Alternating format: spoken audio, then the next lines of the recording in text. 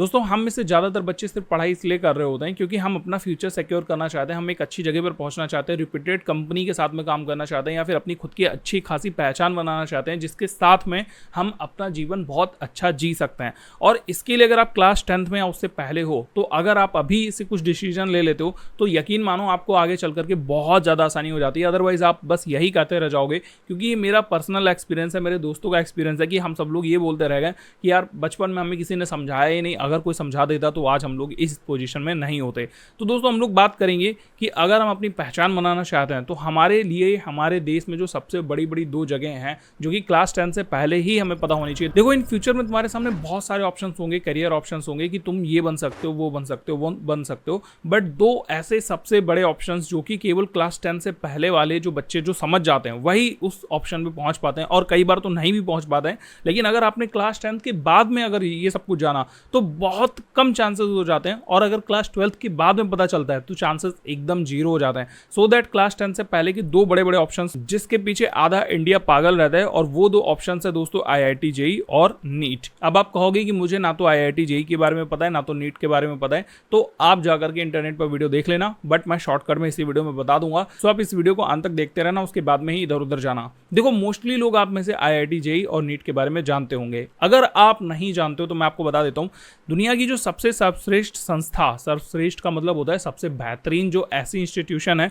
वो है IIT JEE, जहां से अच्छे अच्छे इंजीनियर बनते हैं। यानी कि आप देखोगे मोस्टली जो चीजें हमारे यहाँ पर बनाई जा रही हैं आजकल, जो भी चीजें डिस्कवर हो रही हैं, उसमें हर एक फील्ड में आपको IIT JEE के स्टूडेंट जरूर देखने को मिल जाएंगे जो करोड़ों रुपए का पैकेज सालाना पाते हैं। अभी हाल ही में 100 करोड़ रुपए की जॉब लगी है किसी की, मतलब उसको सालाना पैकेज मिला है। आप सोचो किसी भी कंपनी में 100 करोड़ रुपए की आपको जॉब ऑफर जल्दी नहीं होगी। और दूसरी चीज, अगर आप खुद की कंपनी भी खोलते हो तो 100 करोड़ रुपए का अब बिजनेस कर पाना 1 साल के अंदर मतलब बहुत ऑलमोस्ट टफ काम है। 1-2% को 1-2% भी छोड़ दो, 0.1% कंपनियां भी नहीं पहुंच पाती हैं। 1-2 कंपनियां तो पहुंच ही जाएंगी, उनको तो आप एक्सेप्शंस में रखो।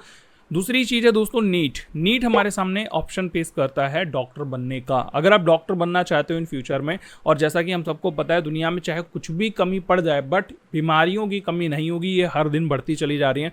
सो दैट डॉक्टरों की कमी हर एक जगह पर है, दुनिया के हर एक कोने में डॉक्टर्स की बहुत ज़्यादा कमी है। सो दैट अगर आप नीट क्लियर करके डॉक्टर बन जाते हो तो आप जिंदगी में कभी भी खाली नहीं बैठोगे, और जितने ज़्यादा अच्छे तरीके से नॉलेज हासिल करोगे उतना ज़्यादा आप जो है डेली का डेली अर्न करते जाओगे और अपनी लाइफ को और ज़्यादा बेहतर बना करके लोगों को बहुत अच्छी सेवाएं दे पाओगे। सो दैट अगर आप क्लास 10th में या फिर उससे पहले किसी भी क्लास में और आपको IIT JEE और नीट जैसे एग्जाम्स के बारे में पता चल जाता है तो आप इसके लिए बहुत अच्छी अच्छी स्ट्रेटजीज या फिर रणनीतियां बना सकते हैं जिससे आप इन फ्यूचर में इसमें जाने का चांस रख सकते हैं। मान के चलते हैं आपको इन दोनों में से कहीं भी नहीं जाना, लेकिन फिर भी पता तो होना चाहिए, इसलिए इस वीडियो को पूरा जरूर देखना। और मैं क्यों कह रहा हूं क्लास 10 से पहले आपको पता होना चाहिए, उसके बारे में बात करते हैं। तो अगर आप भविष्य में अपनी पहचान खुद के दम पर बनाना चाहते हो तो तुमको 3 इन बड़े बड़े क्वेश्चनों पर बात जरूर करनी चाहिए। पहला क्वेश्चन होगा कि क्लास 10 से पहले ही क्यों डिसाइड करना चाहिए अपने कैरियर को या फिर आपका फ्यूचर क्या होगा। दूसरा क्वेश्चन होगा फाइनली हमें डिसाइड क्या करना है। और तीसरा क्वेश्चन होगा दोस्तों हमारा एक बैकअप प्लान, क्योंकि जरूरी नहीं होता कि जो हम आज डिसाइड कर लेते हैं कल को हम वही बन पाते हैं, क्योंकि यहाँ पर चांसेस 1% से कम ही होते हैं।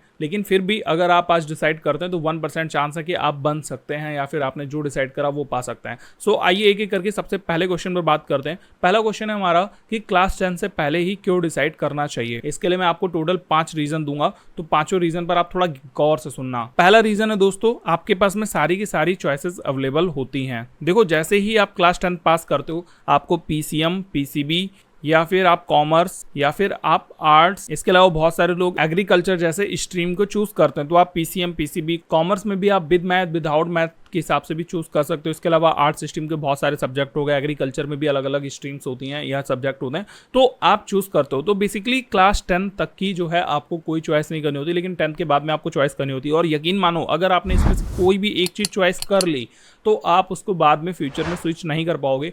सो दैट सही स्ट्रीम आपके लिए कौन सी होगी ये आपको क्लास 10th में ही डिसाइड करना पड़ता है। रीजन नंबर 2 है दोस्तों, आपके पास में जितनी भी चॉइसेस हैं उसमें से आप हर किसी को पहले से ही ध्यान दे सकते हो, यानी कि आप सही डिसीजन ले सकते हो। तो जितने भी आपके पास में चॉइसेस मैंने आपको बताई थी, जैसे पीसीएम हो गया, पीसीबी हो गई, आप क्लास 10th में ही बैठ करके ये अज्यूम कर सकते हो कि इन फ्यूचर में आपको क्या पढ़ना है क्या नहीं पढ़ना है। क्योंकि बहुत सारे बच्चे क्लास 10th के बाद में जाकर के सोचते हैं कि भैया मुझे कौन सा सब्जेक्ट लेना है, कौन सा स्ट्रीम चूज करना चाहिए। तो भाई ये तुम अपने इंटरेस्ट पर चूज करोगे ना, क्योंकि जब आप क्लास 10 में पढ़ रहे थे तब आपको अपने सब्जेक्टों के बारे में अच्छे से पता था कि भैया मेरा मैथ में मन लग रहा है, बायोलॉजी में मन नहीं लग रहा है, तो आपको कंफर्म हो गया कि आपको मैथ लेनी है। इसी तरीके से आपको फिजिक्स, केमिस्ट्री में पता चल जाएगा, सोशल साइंस में पता चल जाएगा। सोशल साइंस में भी आपके 4 सब्जेक्ट होते हैं। अगर आप आर्ट्स स्ट्रीम की तरफ जा रहे हो तो आपको उसमें भी आइडिया रहेगा कि मुझे कौन कौन से स्ट्रीम्स लेनी है या फिर उस स्ट्रीम में कौन से पर्टिकुलर सब्जेक्ट लेना है। इन फ्यूचर में आपके सामने बहुत सारे ऑप्शन जो हैं उसमें से आप अच्छा डिसीजन ले सकते हो, क्योंकि आपके पास में बहुत सारा टाइम होता है। और क्लास 11 के बाद में अगर आप ये डिसीजन लेने जा रहे हो तो यकीन मानो आप जो भी चॉइस करोगे उसमें 90% चांस है कि आप गलत चूज कर लोगे। इसलिए क्लास 10th के पहले ही अगर आपने डिसीजन ले लिया तो आपको मजे आ जाएंगे। तीसरा रीजन दोस्तों मैं आपको बताऊंगा वो है आप अपना डिसीजन जो है उसको चेंज भी कर सकते हो। क्यों चेंज कर सकते हो? क्योंकि मान के चलते हैं आपने क्लास 10th के बीच में ही पढ़ाई में डिसाइड कर लिया कि मुझे इन फ्यूचर में पीसीएम लेना है, यानी कि फिजिक्स, केमिस्ट्री, मैथ लेनी है, और लास्ट तक आपको आते आते पता चला कि मैथ में मेरा वो इंटरेस्ट नहीं है जो कि मुझे बायोलॉजी में आ रहा है। तो आप हो सकता है बायोलॉजी के साथ जाने के लिए आगे सोच सकते हो। तो आपके पास में टाइम रहेगा सो दैट आप अपना स्ट्रीम चेंज भी कर सकते हो। लेकिन जैसा कि मैंने आपको बताया क्लास 11th में अगर आपने एक स्ट्रीम में पैर रखा तो बहुत कम चांसेस होंगे, बहुत ही कम स्कूल ऐसे मिलते हैं जो कि स्विच करा देते हैं। और अगर आपने स्विच भी कर लिया कि पीसीएम से पीसीबी में चलेगा तो आप ही को नुकसान होगा, क्योंकि आपने 4 महीने तो फिजिक्स, केमिस्ट्री, मैथ पढ़ी और बाद में पता चल रहा है यार मैथ तो समझ नहीं आ रही, फिर आप बायोलॉजी में गए तो 4 महीने तो उसके खराब हो ही गए। फिर आप ये 4 महीने बाद का सब्जेक्ट पढ़ रहे हो तो आपका ये सिलेबस भी पूरा नहीं होगा, कॉन्सेप्ट भी कोई नहीं समझाएगा। सो आपको दिक्कत होगी। इसीलिए पहले ही आप अपना जो डिसीजन है, सॉरी यहाँ पर स्पेलिंग गलत हो गई है, तो उसको चेंज कर सकते हो। चौथा आपको रीजन बताऊंगा वो है आप एक अच्छा खासा रोड मैप तैयार कर सकते हो। किस चीज़ का रोड मैप आप तैयार कर सकते हो कि 11th क्लास में मुझे कहाँ पढ़ना है, कैसे पढ़ना है, किसके पास पढ़ना है, क्या पढ़ना है। एज लाइक जैसे बहुत से लोग अपनी सिटी से बाहर जा करके पढ़ते हैं, बहुत से लोग जो है कहीं और कोचिंग करने लग जाते हैं, कुछ लोग जो है किसी अच्छे गाइडेंस के चक्कर में चले जाते हैं, इधर उधर गाइडेंस, ये कौन सा वर्ड है, गाइडेंस के चक्कर में चले जाते हैं। फिर इसके बाद में बहुत सारे लोग जो है किसी आउट ऑफ स्टेट चले जाते हैं। तो जो भी है आपका रोड मैप है वो सब कुछ आप तैयार कर सकते हो। रोड मैप में आप ये भी तैयार कर सकते हो कि किस टाइम के अंतर्गत में आपको कौन सा सब्जेक्ट खत्म करना है। एज लाइक जैसे कि क्लास 11th में आपको पता चल गया कि मुझे पीसीएम लेना है, पीसीएम लेने के बाद में मुझे आईआईटी जेईई के लिए तैयारी करनी है। तो अब आपको पता है कि मुझे क्लास 11th के पहले ही अपना 11th का और 12th के दोनों साल के सिलेबस को खत्म कर लेना है। फिर 12th के क्लास के टाइम पर हम बैठ करके पूरा जो है आईआईटी जेईई का रिवीजन करेंगे। इसीलिए आप जो है अच्छा खासा रोड मैप तैयार कर सकते हो। और पांचवा रीजन दोस्तों मैं आपको बताऊंगा वो होगा फोकस करोगे बहुत ज़्यादा। अगर आपको क्लास 10 से पहले ही पता चल जाता है कि मुझे इन फ्यूचर में कौन सा स्ट्रीम लेना है या फिर कौन सा सब्जेक्ट चूज करना है, मुझे क्या बनना है इन फ्यूचर में, तो आप उस पर्टिकुलर सब्जेक्ट पे बहुत ज़्यादा अच्छे से ध्यान देने लग जाते हो, क्योंकि आपको पता होता है। एग्जाम्पल के लिए अगर कोई बच्चा जो है फ्यूचर में डॉक्टर बनना चाहता है तो वो जाएगा नीट की तरफ में, और नीट के लिए क्या चाहिए होता है, बायोलॉजी। तो जब वो क्लास 10th की बायोलॉजी पढ़ रहा होगा तो उसको काफ़ी ज़्यादा इंटरेस्ट आ रहा होगा। इसीलिए अगर आप क्लास 10th की पहले ही अपने डिसीजन को डिसाइड कर लेते हो कि मुझे इन फ्यूचर में क्या बनना है, तो आपके सामने बहुत सारे ऑप्शंस होंगे जिसकी मदद से आप अपने फ्यूचर को और ज़्यादा सिक्योर कर सकते हो। बढ़ते हैं दोस्तों हमारे दूसरे क्वेश्चन की तरफ में कि फाइनली हमको डिसाइड ही क्या क्या करना है। तो डिसाइड करने के लिए देखो दोस्तों यहाँ पर मैं आपको कुछ चीज़ें सजेस्ट करना चाहूँगा जो आप फ्यूचर में डिसाइड करोगे। जैसे कि सबसे पहला आपको चूज़ क्या करना है, एज लाइक पीसीएम चूज़ करना है, पीसीबी चूज़ करना है, ठीक है, या फिर आप कॉमर्स के साथ में जाना चाहते हो, या फिर आप आर्ट्स स्ट्रीम के साथ में जाना चाहते हो। आर्ट्स भी लेते हो तो आप कौन कौन से सब्जेक्ट को मेन सब्जेक्ट बनाना चाहते हो। वैसे हो सकता है नई वाली शिक्षा नीति में कोई भी सब्जेक्ट इधर उधर हो जाए, लेकिन क्या पता सरकार की कैसी नीतियां बने इन फ्यूचर में, उनको क्या डिसीजन उनका सही रहे तो वो कैसी वाली शिक्षा नीति लागू कर दे, उसमें क्या हो सकता है।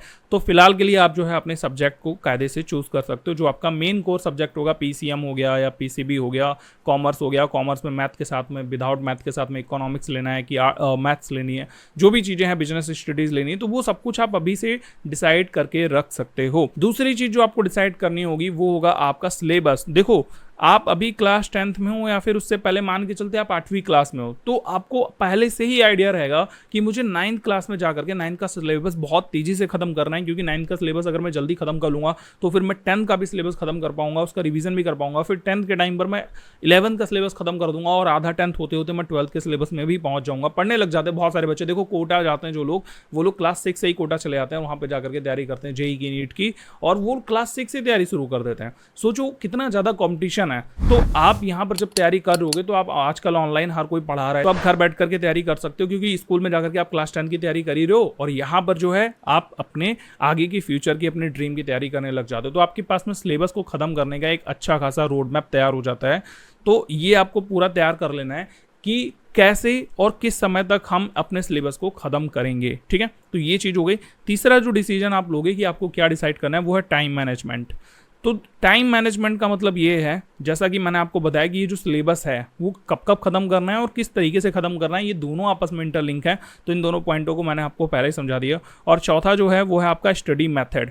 इसके बारे में भी आप अभी से डिसाइड कर सकते हो कि भाई मुझे फ्यूचर में कैसे पढ़ना है, किस चीज़ के लिए क्या सब्जेक्ट पढ़ना है और कहाँ से पढ़ना है। एग्जाम्पल के लिए आप ऑनलाइन क्लासेस लेने वाले हो या फिर आप ऑफलाइन क्लासेस लेने वाले हो, और अगर आप ऑफलाइन क्लासेस लोगे तो किस सिटी में जाकर के लोगे, किस ट्यूशन के पास में जाकर के लोगे, कौन से सर पढ़ाएंगे आपको, ये सब कुछ आप पहले से डिसाइड कर सकते हो। ठीक है, तो ये चीजें आपको डिसाइड करके रखनी है। अब बढ़ते दोस्तों हम लोग अपने तीसरे क्वेश्चन की तरफ में। तीसरा क्वेश्चन आपका जो है वो है एक बैकअप प्लान आपके पास में होना ही चाहिए, जो कि क्लास 10 से पहले अगर आप ये चीजें डिसाइड कर लेते हो तो ही बन पाएगा, अदरवाइज आपके पास में टाइम ही नहीं बचेगा इतना कि आप एक बैकअप प्लान भी एग्जीक्यूट कर पाओ। क्योंकि होगा ये कि आपने जो भी पैर जहां पर रख दिया, जिस स्ट्रीम में रख दिया, आपके पास उसके अलावा कोई और ऑप्शन होगा नहीं। तो बैकअप प्लान हमारे पास क्यों होना चाहिए, इसके भी मैं आपको रीज़न देता हूं। देखो, सबसे पहला ये कि आप स्ट्रीम चेंज कर सकते हो। उदाहरण के लिए मान के चलते हैं, आपको कोई एक आपने ऐसी स्ट्रीम चूज कर ली जो आपको पहले तो लग रहा था कि आप कर पाओगे, जैसे कि पीसीएम ले लिया, ठीक है, लेकिन बाद में आपको लग रहा है कि अब यार नहीं कर पाएंगे, तो आप हो सकता है पीसीबी के साथ चले जाओ, या फिर हो सकता है आप इन फ्यूचर में आर्ट्स स्ट्रीम ले लो। तो इसके लिए भी आपको तैयारी करके रखनी होगी कि मुझे इन फ्यूचर में अगर ये स्ट्रीम मुझसे नहीं हो पाती है तो मैं कौन सी दूसरी स्ट्रीम लूँगा। इसके चांसेस बहुत ही कम होते हैं, 1% होते हैं, क्योंकि जब आपने क्लास 10 से पहले ही तैयारी शुरू कर दी है तो स्ट्रीम चेंज करना ही नहीं होता। लेकिन फिर भी बहुत सारे बच्चे कर देते हैं, क्योंकि उनको ऐसा लगता है यार कि पीसीबी या पीसीएम मेरे बस का नहीं है, तो वो लोग चेंज कर देते हैं। ठीक है, दूसरा दोस्तों आपको जो बैकअप प्लान बनाना है वो आपके कैरियर ऑप्शन का प्लान बनाना है। अब इसका मतलब क्या हुआ, देखो, हो सकता है आप पहले डॉक्टर बनने के बारे में सोच रहे थे और आपने क्लास 10 के बाद से डॉक्टर की पढ़ाई शुरू कर दी। ठीक है, आपने नीट की तैयारी शुरू कर दी क्लास 10 के जस्ट बाद से ही, लेकिन आप क्लास 11 तक पहुंचते पहुंचते या थोड़ा और आगे जाने के बाद में आपको पता चलता है यार कि मुझे डॉक्टर बनने में मज़ा नहीं आएगा, मैं उस लायक नहीं हूं कि मैं डॉक्टर बनूं। तो आप कैरियर ऑप्शन दूसरा क्या बनना चाहोगे डॉक्टर के अलावा, ठीक है, उसकी भी आप तैयारी करके रख सकते हो पहले से ही। एग्जाम्पल के लिए जैसे अगर कोई भी डॉक्टर जो डॉक्टर नहीं बनना चाहता है तो वो हो सकता है कोई ऐसी नॉन मेडिकल फील्ड में जाना चाहे, तो वो नॉन मेडिकल फील्ड कोई भी हो सकती है, उसकी मान के चलते वो टीचर बनना चाहता है, तो डॉक्टर के अलावा दूसरा ऑप्शन वो टीचर रख सकता है और उसकी तैयारी भी इन फ्यूचर में शुरू कर सकता है। तीसरा दोस्तों आपको बैकअप प्लान बनाना होगा, वो होगा आपकी स्कूल का, आपके कोचिंग सेंटर का, क्योंकि बहुत सारी जगहों पर आपको कोचिंग चाहिए होगी, या फिर आपकी ट्यूशंस का, क्योंकि बहुत बार ऐसा होता है कि आप जो भी फ्यूचर में बनना चाहते हो उसके लिए आपके पास में सही स्कूल नहीं मिल पाता। आप जैसे आप एक स्कूल चूज करते हो, पता चलता है इस स्कूल में वो चीज़ नहीं मिल पा रही है जो मुझे चाहिए अपने सपने को अचीव करने के लिए, तो आप इस स्कूल के अलावा दूसरा कौन सा स्कूल रख सकते हो सेकंड नंबर पे, उसको डिसाइड कर लो। कोचिंग आपको कौन कौन सी डिसाइड करनी होगी वो आप बाद में चल करके डिसाइड कर सकते हो, उसका एक बैकअप प्लान बना करके रख सकते हो। और ट्यूशंस भी आप जो है अगर देखना चाहते हो तो उसका भी एक बैकअप प्लान बना करके रख सकते हो कि भैया मेरे इस वाले ट्यूशन में तो ढंग से पढ़ाया नहीं आ रहा, तो मुझे दूसरा ट्यूशन लेना है, चाहे ऑनलाइन लूँ ऑफलाइन लूँ, जैसे मर्जी हो वैसे लो। हर चीज़ का एक बैकअप प्लान बना करके रखो। हालांकि ये बैकअप प्लान जो है ये बहुत ही कम काम आता है, बट आता जरूर है। और आप कई लोगों को ये बोलते सुनोगे कि अगर आपने ऑप्शन ए रखा मेन और ऑप्शन बी रखा बैकअप में, तो ज़्यादातर चांसेस होते हैं कि बैकअप प्लान हमें यूज करना पड़ जाता है। लेकिन वो लोग जिनकी लाइफ में बैकअप प्लान होता ही नहीं है, वो सिर्फ उसी ऑप्शन पे अड़िग रहते हैं और फाइनली उनको वही ऑप्शन मिलता है। तो ऐसा ज़्यादातर होता है, 70% लोग इसमें सक्सेस हो जाते हैं जब उनके पास एक ही ऑप्शन होता है, क्योंकि वो आज नहीं तो कल उसको फोड़ देते हैं। लेकिन दोस्तों कई बार लाइफ में ऐसी सिचुएशन आ जाती है कि आप फिर उस ऑप्शन की तरफ देख ही नहीं सकते। जैसे उदाहरण के लिए मान के चलते किसी बच्चे ने 12th पास कर ली, अब 12th के बाद में वो देख रहा है कि यार मैंने पीसीएम से पास करी थी और ये जो मैथ है अब ये मुझे बिल्कुल आगे की पल्ले नहीं पड़ रही, तो वो अब क्लास 11th में वापस जाके बायोलॉजी नहीं ले सकता है ना, सो दैट वो ऑप्शन बी की तरफ चले जाते हैं। तो इस तरीके से आपको कुछ बैकअप प्लान भी बना करके रखना होगा। अगर आज आप ये सब कुछ डिसाइड करना शुरू कर देते हो तो थोड़े समय में आपका पूरा एक अच्छा खासा चार्ट बन जाएगा। इस चार्ट को फ्यूचर में कभी किसी को मत बताओ, सिर्फ अपने टीचरों को और अपने पेरेंट्स के अलावा आप अपने दोस्तों के साथ मत शेयर करो। मैं कहता हूँ अपनी कोई पर्सनल बात किसी के साथ मत शेयर करो, जो आपके दिमाग में चल रहा है, तभी आप उसको पा पाओगे। और ये बात क्यों क्यों आपके लिए जानना जरूरी थी? क्योंकि क्लास 10 से पहले अगर आप ये सब कुछ डिसाइड कर लेते हो तो आगे जाने के बाद में आपको सब कुछ क्रिस्टल क्लियर होगा, आपका गोल क्लियर होगा, आपका विजन क्लियर होगा और आपको जो है इधर उधर भटकना नहीं पड़ेगा कि क्या करूँ क्या करूँ क्या करूँ, और आप बिन पेंदी वाले लोटे की तरह लुढ़कोगे नहीं, बस सीधा अपने डायरेक्टली एम पर फोकस कर लोगे। अब बहुत सारे बच्चे क्लास 10 के बाद में ये सारी चीज़ सीखते हैं तो फिर उनके सामने इतने ऑप्शन बचते नहीं, इसीलिए मुझे लग रहा था कि ये वीडियो मुझे अभी बनानी चाहिए। सो अगर आपने वीडियो अभी तक देखा है, पूरा अभी तक भी देख रहे हो, तो मुझे कमेंट बॉक्स में जरूर बता देना कि मैंने वीडियो कंप्लीटली देख लिया और चीज़ों को मैंने समझ लिया है। बाकी आपकी मर्जी, अगर आप इन एग्जाम्स को एग्जीक्यूट करना चाहते हो, जैसे आप IIT JEE या फिर नीट को फोड़ना चाहते हो इन फ्यूचर में, तो आप इन बातों को ध्यान दो। और अगर नहीं भी फोड़ना चाहते हो, आप कुछ और बनना चाहते हो, उदाहरण के लिए आप वकील बनना चाहते हो, तो कोई ज़रूरी नहीं है ना। फिर आप इस वीडियो को अंत तक देख लियो, समझ लियो। आप कोई और अगर आपसे जो है मिलता है तो उसको ये वीडियो जरूर दिखा देना ताकि उसके काम में आ जाए, है ना। होप सो मैंने इस वीडियो में जितना भी समझा आपको समझ में आ गया होगा। और अगर आपको ये वीडियो अच्छा लगा तो इस वीडियो को लाइक कर देना, चैनल को सब्सक्राइब कर लेना। मैं मिलता हूँ आपसे अगली वीडियो में, तब तक के लिए गुड बाय, टेक केयर, अपना ख्याल रखो, देखते रहो फुल ऑन गाइड।